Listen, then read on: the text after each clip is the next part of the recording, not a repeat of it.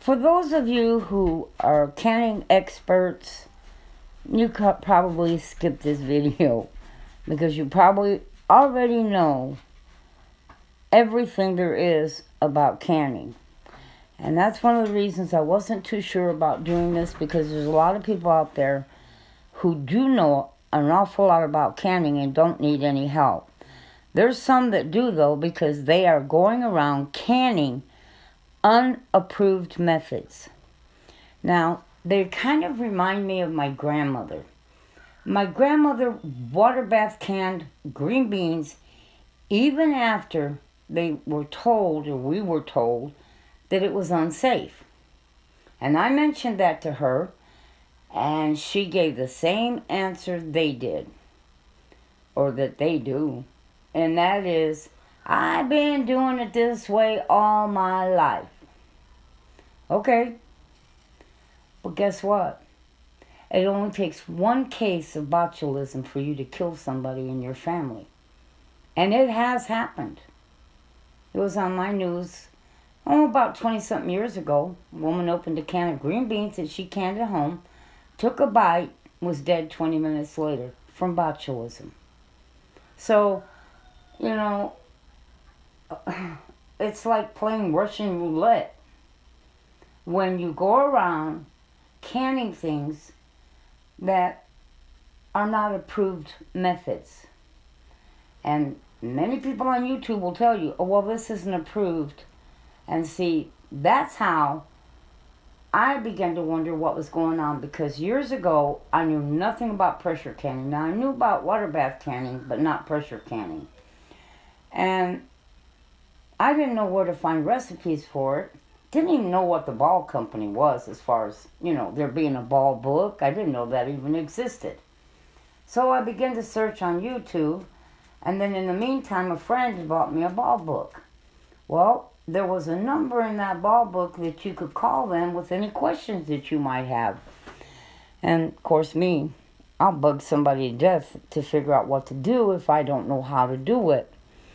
And I did, because I saw a lot of things that were recipes that were on YouTube that I really wanted to try, only to find out I was going to play Russian roulette if I did, because it was not an approved canning procedure or food to can. You couldn't do it the way they were doing it. It was not approved. And the last thing I wanted to do was risk my family's life. Now, another thing with canning, even cans that you get at the store, you should be cooking at 10 minutes at the minimum, because to kill toxins that may be in it. It happens even from the store. People have gotten botulism from canned food at the store. And if it can happen to them, it can happen to us. So we need to take every precaution possible.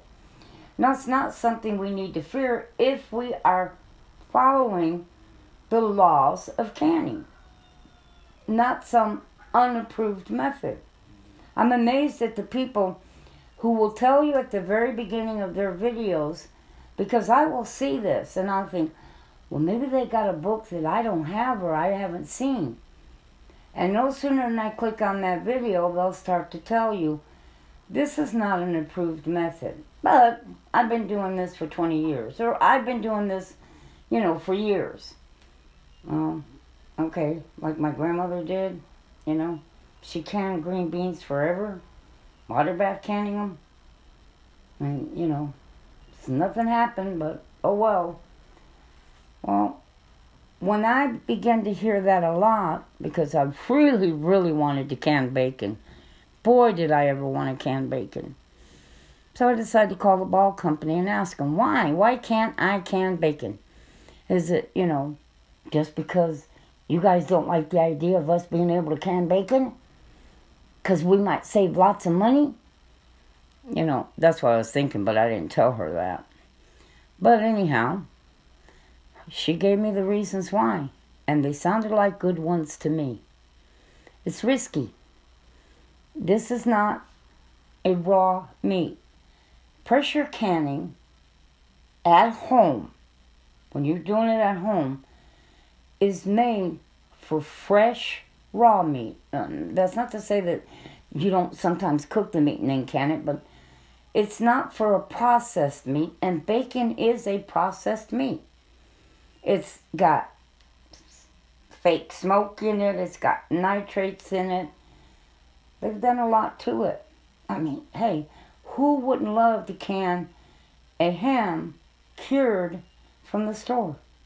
You know, the kind you buy and put in your oven for Thanksgiving or Christmas. It's risky. It's not an approved method. Why? Because of the chemicals and things that's done to it, it changes the structure of the meat, which is what gives it the wonderful flavor, but it's also what keeps the meat from getting hot enough in the canner to kill botulism. That's the way she explained it to me. She said, on all the recipes, if you notice, they tell you to cut off the fat. Well, that's not just because you don't want to get so much fat, because yes, you can get too much fat in there. It can rise to the top and keep your cans from sealing. But dense, thick fat that is cured can be a safe haven for botulism. Now, how can they sell it to you in a can for $25? Well, because the way they can it, and their canneries, their temperatures can get a whole lot hotter than our canners at home. We can never come close to how hot they can get it. And so they can guarantee that they can kill the botulism, but we can't. Not in our little home canners that we're doing at home. I mean, you got people canning cheese. No.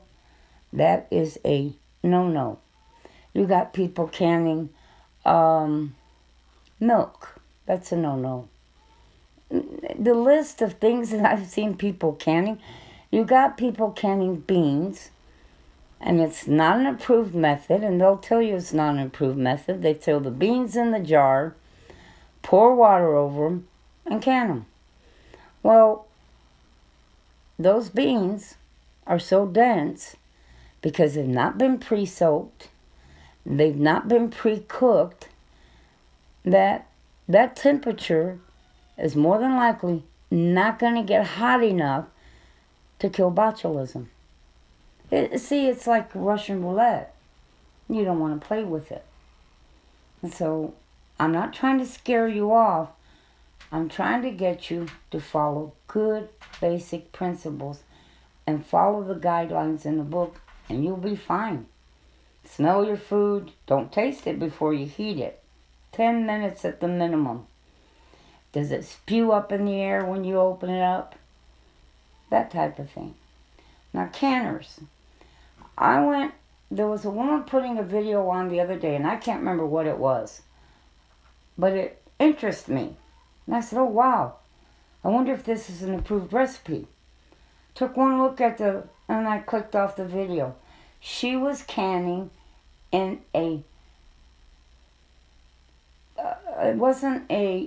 it was a pressure cooker, not a canner. But she was canning in a pressure cooker.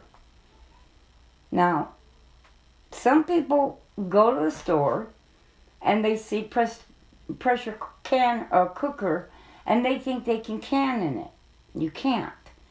Now, your canner may say it is a pressure canner cooker. If it says canner on it, fine. But it must say pressure canner cooker on it. Okay? Now, one thing with canning, patience. Because if you're putting cold food in jars that's raw, and your jars are basically cold, you do not want to heat the water in your pressure canner. You want to put the water in there cold, you want to put the jars in there cold, but it is going to take more time for it to build up pressure so that you don't put that jiggler on it, you leave that off, and you want 10 minutes of steam coming out of that jiggler. Once that 10 minutes is over, Then you watch for the steam, and you start counting from the beginning when you see it. Put the jiggler on it, bring it up to pressure. 15 will cover every altitude. Because I don't know your altitude, you'd have to look it up and search it for yourself. Now, if the food's hot, it doesn't take it as long for it to come up to pressure. Always, always let your canner sit completely till it's 0. And because you're going to have some siphoning, if you take that little jiggler off trying to get it to hurry up and go down, you're going to lose liquid in your jars. And you don't want that to happen. And so just be patient and be careful. But you don't have to be afraid as long as you use the approved methods that's coming in the canning books. And talk to professional canners, not people that are just canning, oh, well, I've been doing it this way forever. I've never seen it in a book. And even some books are outdated. Okay? God bless.